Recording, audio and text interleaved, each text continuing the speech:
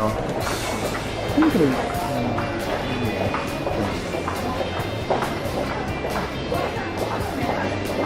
let's take.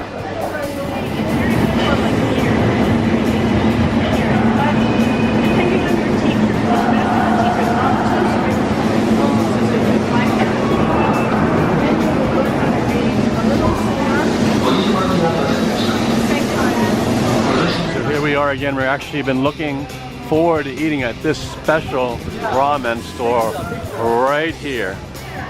Pretty well known. And the inside is pretty unique, we hear, so looking forward to eating there. This is what it's like rush hour in Shinjuku area. You see it's slightly crowded as we're trying to figure out which train to get on, but it works pretty well. I think we're going to go up this way. I almost went up the wrong way. Here we go. Headed up this line here. Anyway, I'll see you later. Smile card.